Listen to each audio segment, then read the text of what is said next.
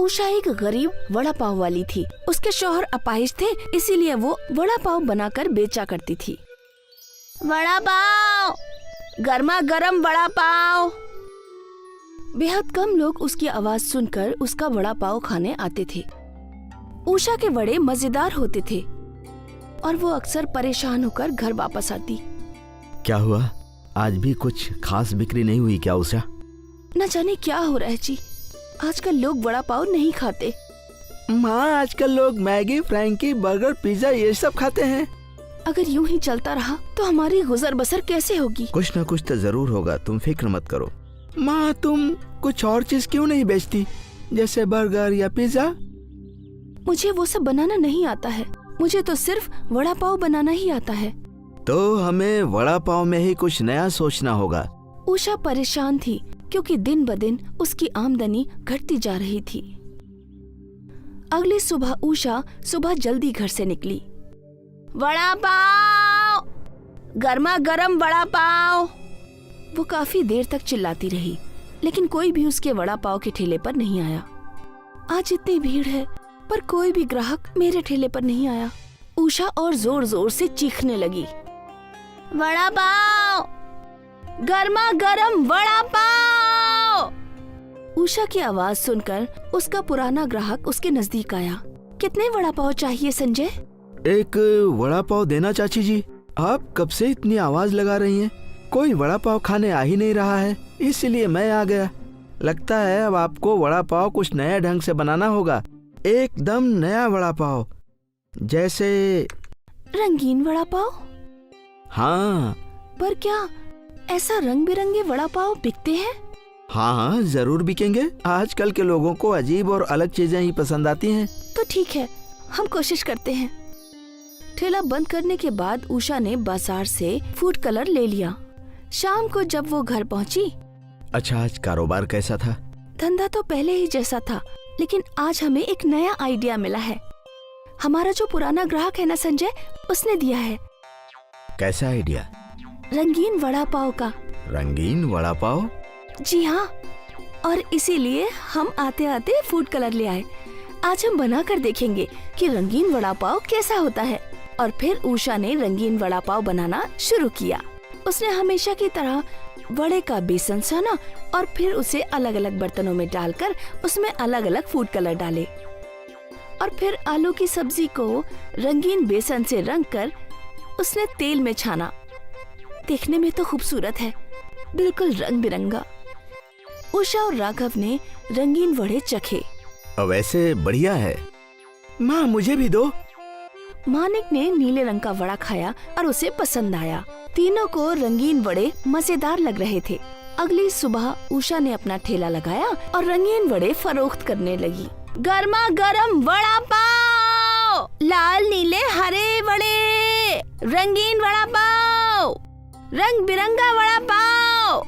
रंग बिरंगे वड़े देखकर ग्राहक उसके ठेले की तरफ खींचे चले आए। मुझे एक नीला वड़ा पाव दीजिए चाची जान। उषा ने उस लड़की को नीले रंग का वड़ा पाव दिया, जो उसे बेहद मजेदार लगा। और उसके बाद संजय वहाँ आया। अरे सच में आपने तो रंगीन वड़े बना दिए। हाँ, आपने ही तो आइडिया दिया था और देखिए सबको बहुत पसंद आ रहा है। तो इसी बात पर मेरे लिए भी एक रंगीन वड़ा पाव बनाइए। और फिर उषा ने संजय को एक हरा और एक गुलाबी वड़ा पाव दिया। संजय रंगीन वड़ा पाव देखकर खुश था। वाह, सही में लाजवाब है। सोचा नहीं था कि मैं कभी ऐसा रंगीन वड़ा पाव भी खाऊंगा। संजय ने वड़ा पाव खाया, उसके बाद और ग्राहक भी आए। बहन जी, मुझे एक लाल वड़ा पाव देना। हाँ, मुझे भी। उषा रंग बिरंगे बड़े बनाने लगी और ग्राहक खाते गए। उषा बीच बीच में आवाज लगाती, जिससे लोगों का ध्यान उसकी तरफ खींचता गया। गर्मा गर्म वड़ा पाव, लाल नीले हरे वड़े, गर्मा गर्म वड़ा पाव, गर्मा गर्म वड़ा पाव। एक के बाद एक ग्राहक आते जा रहे थे। कुछ ही वक्त में उषा के सारे वड़े पाव खत्म हो गए और आज उसकी कमाई भी बहुत अच्छी हुई थी। वो खुशी खुशी घर वापस आई। आज बेहद अच्छा काम हुआ, सारे वड़े बिक गए। भाई वाह, क्या बात है। कल से हमें और वड़े बनाने होंगे। ग्राहकों को रंगीन वड़े पाव बहुत पसंद आए।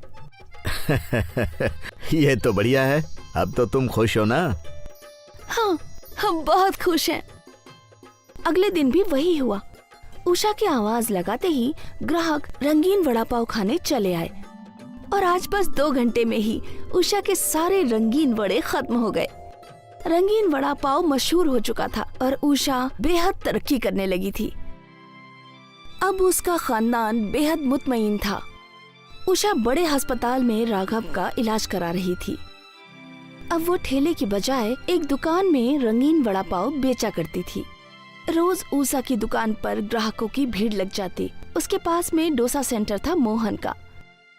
इसके ग्राहक उषा के रंगीन वड़ा पाव की दुकान में जाने लगे।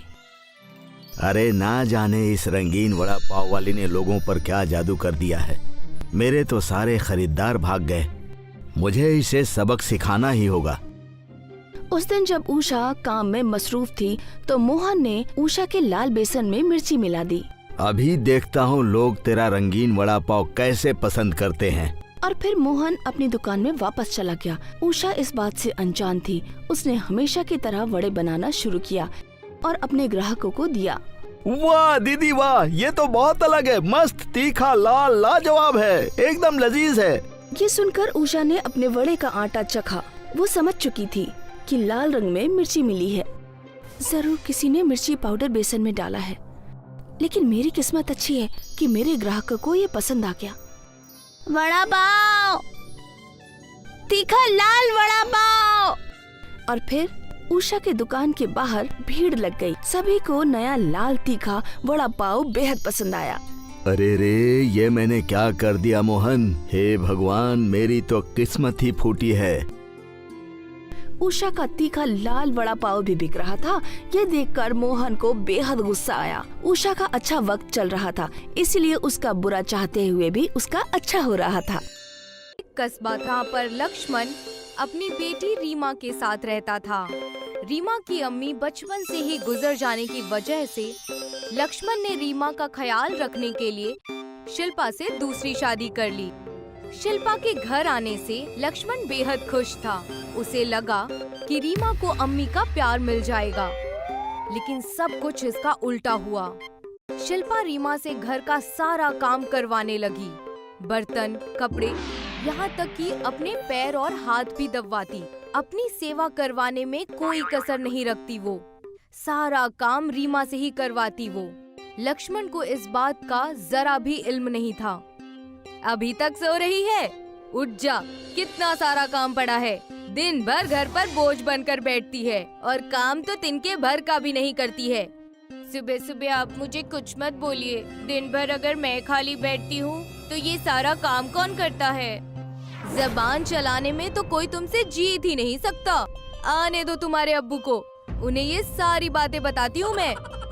बताओ बताओ, मैं क्या उनसे डरने वाली हूँ क्या? मैं भी सीधे मुंह कहूँगी, मैं किसी से कम थोड़ी हूँ। पहले आने तो दे, उसके बाद देखना। मैं भी तुम्हारी ओर शिकायत कर दूंगी कि दिन भर मोबाइल चलाती रहती हो। ना किसी काम की ना काज की। सहन करने की भी कोई हद होती है, लेकिन दिन भर आराम करती रहती हो। आने दो अब्बू को। शाम के वक्त लक्ष्मण मायूस होकर घर आया। शिल्पा ने कहा, क्या हुआ? आप तो मायूस लग रहे हैं। कुछ बात हो गई क्या? या किसी ने कुछ कह दिया आपको? रीमा, जाकर पानी और कुछ खाने को लेकर आओ। अरे क्या बताऊं भाग्यवान, किसी ने कुछ कहा तो नहीं, पर मालिक ने मुझे काम से निकाल दिया। हमारी पूरी कंपनी बंद हो रही है। कंपनी के नुकसान में जाने की वजह से हमारे मालिक को बहुत नुकसान हो रहा है। इसीलिए उन्होंने कई पुराने और नए नौकरों को काम से निकाल दिया है। ये कैसी बात हुई?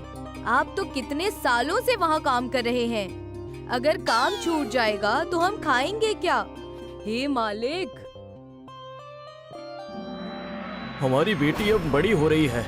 कुछ पैसे रीमा की शादी के लिए भी बचाए थे। इसी का इस्तेमाल करके कुछ धंधा खोलना होगा। अब्बू, क्यों ना हम वड़ा पाव का धंधा खोलें? ये वड़ा पाव का धंधा चल जाएगा। मैंने देखा है, वड़ा पाव का धंधा बहुत सस्ता और अच्छा होता है और लोगों का कम पैसों में ही पेट भर जाता है और सस्ते होने की वजह से लोग इसे दिन में कई बार खा सकते हैं। धंधे से क्या होगा, आप कोई काम ही ढूंढ लीजिए। बड़ी आई वड़ा पाव का धंधा करने वाली, जाकर अपना काम करना। नहीं, रीमा सही कह रही है, वड़ा पाव का व्यापार जोरों से चलेगा। मैं अभी इसकी कोई तरकीब निकालता हूँ। जी अब्बू, इस धंधे में आपकी मदद कोई करे या ना करे, पर मैं जरूर करूँगी। कोई करे या ना करे, क्या मतलब है तुम्हारा? मैं भी अपने शौहर का काम में हाथ बटाऊंगी। वो तो मुझे पता है कि आप हाथ कैसे बटाने वाली हैं। सारे काम मुझसे ही करवाएंगी, सब जानती हूँ मैं। रीमा की बातें सुनकर लक्ष्मण वड़ा पाव का धंधा शुरू कर देता है। यहाँ भी शिल्पा सारा काम रीमा से ही करवाती है। लोगों को वड़ा पाव देने से लेकर बड़े बड़े बर्तन साफ करवाने तक का काम रीमा ही करती है। शिल्पा तो बस एक बेगम की तरह वहाँ बैठी रहती थी। पूरे 1 महीने बीत चुके थे। लक्ष्मण बस चाहता था कि रीमा का स्कूल में दाखिला करा दे। तब शिल्पा ने कहा, नहीं, स्कूल कुछ नहीं, हमें एक और वड़ा पाव का धंधा शुरू कर देना चाहिए। रीमा अगले साल भी तो पढ़ सकती है। हाँ, और आपको नहीं लगता आप उस पर कुछ ज्यादा ही ध्यान दे रहे हैं? अगर हमारा बच्चा होता तो क्या आप उस पर भी इतना ध्यान देते? अरे मुझे पता है कि सारा का सारा काम वही दुकान पर करती है। तुम उससे सारे काम करवाती हो और पूरे दुकान की लक्ष्मी वही तो है। अगर वही सब करती है तो फिर मैं क्या करती हूँ? आपके लिए मैं बोझ हूँ ना? दुकान मेरी ही है, मैंने ही इतने काम करके उसे सफल किया है। इसीलिए मैं चाहती हूँ कि ये वाली वड़ा पाव की दुकान आप मुझे दे दीजिए और फिर तय कर लीजिए कि आप अपनी बेटी के साथ रहेंगे या मेरे साथ। शिल्पा और लक्ष्मण का बहुत बड़ा बहस हो जाता है। लक्ष्मण अपनी बेटी रीमा के साथ रहने लगता है। शिल्पा अपने भाई को अपने मायके से बुलाकर अपने परिवार से अलग होकर वड़ा पाव बेचने लगती है। लेकिन वो दुकान तो रीमा की वजह से चलती थी और इस वजह से शिल्पा की दुकान में कुछ ही ग्राहक आते, लेकिन लक्ष्मण और रीमा अकेले हो गए थे और लक्ष्मण के पास कोई और दूसरा काम भी नहीं था। बेटा, मैं फिर से उसी जगह आ गया जहाँ कुछ महीने पहले था। अब फिर से काम की तलाश पर निकलना होगा। शिल्पा ने हमसे हमारी दुकान हथिया ली। अपने भाई को बुलाकर उसने उसके साथ धंधा करके उसने हमें अकेला कर दिया। बेटा, आप चिंता मत कीजिए अब्बू, क्यों ना हम उल्टा वड़ा पाव बेचे नई दुकान खोलकर। उल्टा वड़ा पाव? उल्टा वड़ा पाव ये कैसे बनता है? ये नए प्रकार का वड़ा पाव है जिसमें पाव के अंदर आलू की स्टफिंग की जाती है और फिर उसे बेसन में लपेटकर तला जाता है। एक बार मैंने ये बात अम्मी से भी कही थी, लेकिन उन्होंने मुझे ये करने से मना कर दिया। इसलिए मैं चाहती हूँ कि हम अपनी दुकान पर ये बेचें। मुझे तुम पर यकीन है। मैं अभी इसी चीज का बंदोबस्त करके कल सुबह से इस चीज को शुरू करता हूँ। तो मैं भी इस चीज के लिए आपकी मदद करना शुरू कर देती हूँ। बहुत मजा आएगा। हमारा धंधा बहुत अच्छा और बहुत बड़ा होगा। और क्या था, लोगों ने उल्टा वड़ा पाव के बारे में सुना ही नहीं था। जैसे ही उन्हें पता चला कि रीमा ने उल्टा वड़ा पाव का ठेला शुरू किया है, सारे के सारे रीमा के यहाँ पर आया करते थे उल्टा वड़ा पाव खाने के लिए। दुकान पहले ही दिन से बहुत अच्छी चलने लगी और शिल्पा के वड़ा पाव की दुकान से कोई भी वड़ा पाव नहीं लेता था। अरे रीमा बिटिया, हमें भी उल्टा वड़ा पाव का स्वाद चखाओ। अरे हम भी तो खाकर देखें जरा। जी काका, अभी लाई। उनकी दुकान तो खूब चल रही है और अगर हमारी दुकान ऐसी चलती रही तो मुझे घर जाना होगा। यहाँ मच्छर मारने से अच्छा है कि मैं घर चला जाऊँ। लेकिन तुम मुझे अकेला छोड़कर कैसे जा सकते हो? क्या ये है तुम्हारे बड़े भाई होने का फर्ज? शिल्पा का धंधा न चलने की वजह से उसका भाई अपने घर चले जाता है और शिल्पा अकेली पड़ जाती है। ना धंधा रहा, ना ही घर, और ना ही भाई ने मदद की। दूसरी तरफ रीमा अच्छे स्कूल में जाने लगी। उसका उल्टा वड़ा पाव का धंधा खूब चलने लगा। लोग दूर दूर से आते थे उसका उल्टा वड़ा पाव का आनंद लेने के लिए। अब्बू, अम्मी अब अकेली हो गई है। उन्हें अब उनकी गलती का एहसास भी हो गया होगा, तो क्यों ना हम उन्हें वापस बुला लें? इससे हमारा परिवार फिर से एक हो जाएगा। रीमा की बात सुनकर लक्ष्मण ने शिल्पा को माफ कर दिया और उसे घर बुला लिया। मेरी प्यारी गुड़िया, मैंने तुझे हमेशा डांटा, काम करवाया, लेकिन तुमने मुझसे इतना प्यार किया। मैं हमेशा इस बात के लिए शर्मिंदा रहूंगी। हो सके तो मुझे माफ कर देना। हमारे घर की असली लक्ष्मी तो तुम ही हो। आप माफी मांगकर मुझे शर्मिंदा कर रही हैं। आखिर हूँ तो मैं आपकी बेटी ही ना। बस अब आप एक शर्त लगाइए कि आप उल्टा वड़ा पाव मुझसे ज्यादा खाकर दिखाएंगी। मैं कोशिश करूंगी कि तुमसे ज्यादा उल्टा वड़ा पाव खा सकूं। अब देखिएगा आप, हम माँ बेटी मिलकर ऐसा धंधा करेंगे कि पूरे शहर में ऐसा धंधा किसी का ना हुआ होगा। अब इसके लिए मैं भी तैयार हूँ। मेरी बेटी, अब से मैं तुम्हें बस तोहफे ही दूंगी, काम काज से बिल्कुल दूर रखूंगी। लक्ष्मण का उल्टा वड़ा पाव का धंधा खूब अच्छे से चलने लगा और उनका पूरा परिवार हंसी खुशी से रहने लगा। रेखा अपनी बेटी सानवी के साथ एक छोटे से मकान में रहा करती थी। उसके शौहर का हाल ही में हादसा हो गया था, जिसकी वजह से उसका इंतकाल हो गया।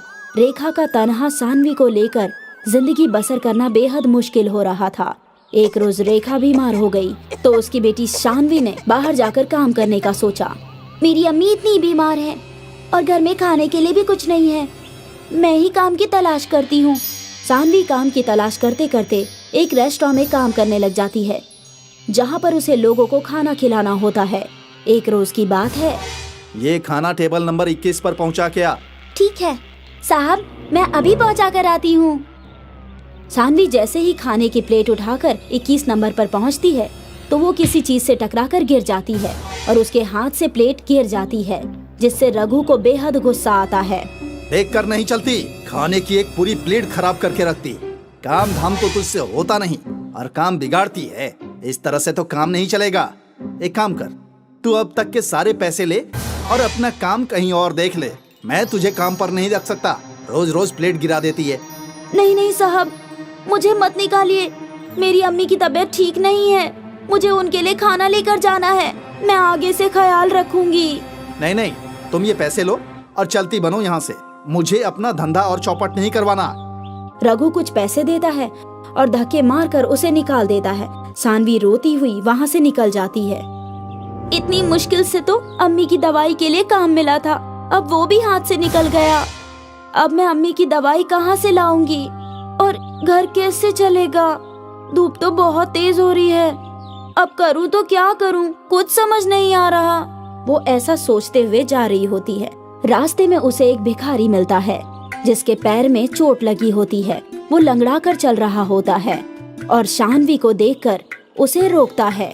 बेटा रुको। बोलिए बाबा, मैं भला आपकी क्या मदद कर सकती हूँ? मैं तो खुद ही परेशान हूँ।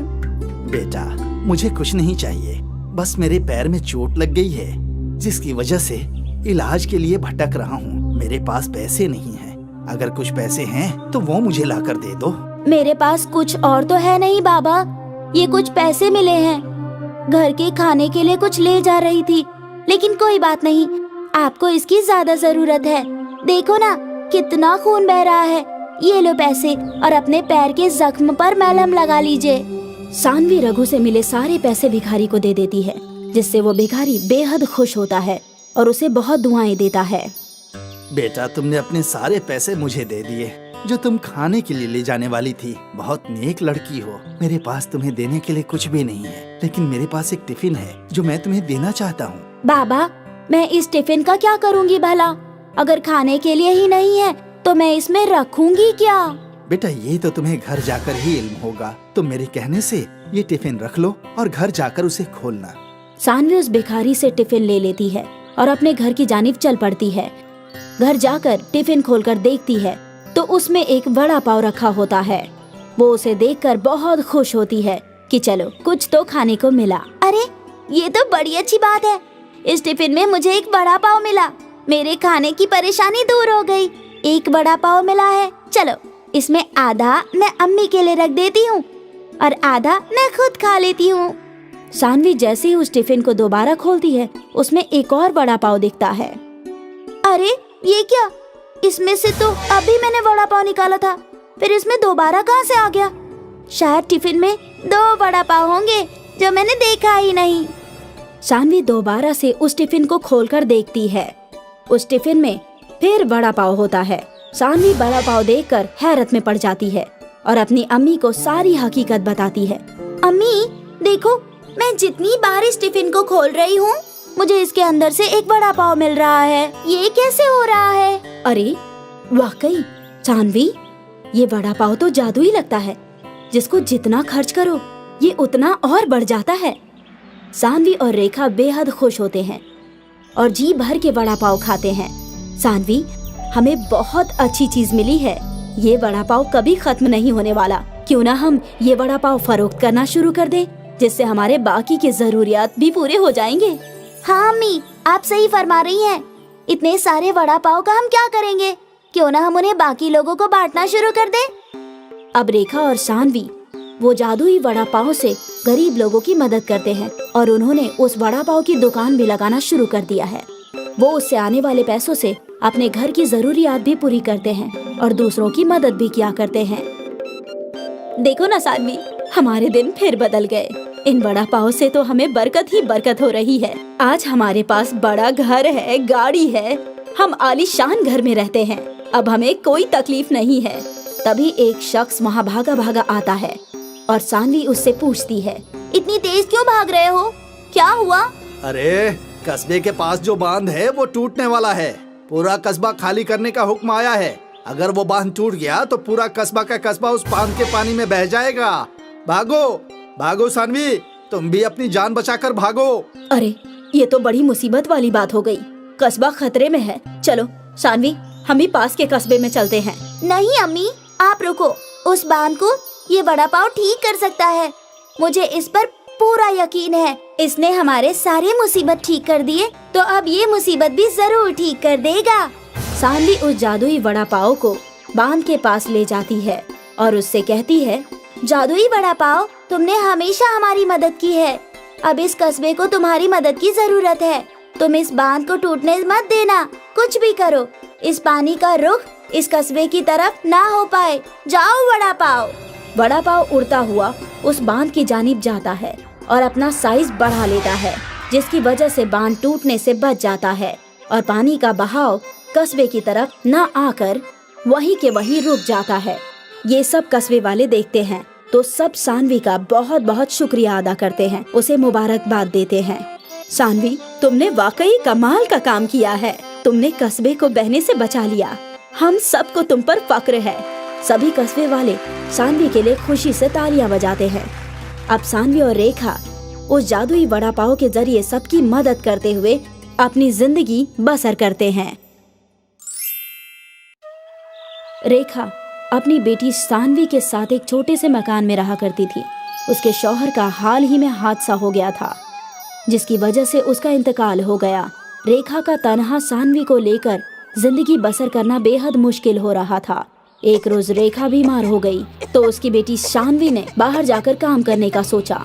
मेरी अम्मी इतनी बीमार है और घर में खाने के लिए भी कुछ नहीं है। मैं ही काम की तलाश करती हूँ। सानवी काम की तलाश करते करते एक रेस्टोरेंट में काम करने लग जाती है, जहाँ पर उसे लोगों को खाना खिलाना होता है। एक रोज की बात है। ये खाना टेबल नंबर 21 पर पहुँचा क्या?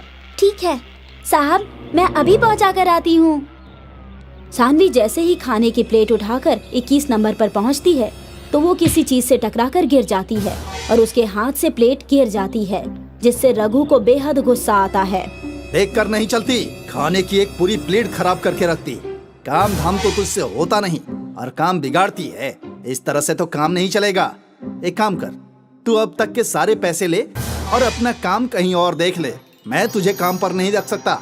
रोज रोज प्लेट गिरा देती है। नहीं नहीं साहब, मुझे मत निकालिए। मेरी अम्मी की तबीयत ठीक नहीं है। मुझे उनके लिए खाना लेकर जाना है। मैं आगे से ख्याल रखूंगी। नहीं नहीं, तुम ये पैसे लो और चलती बनो यहाँ से। मुझे अपना धंधा और चौपट नहीं करवाना। रघु कुछ पैसे देता है और धक्के मारकर उसे निकाल देता है। सानवी रोती हुई वहाँ से निकल जाती है।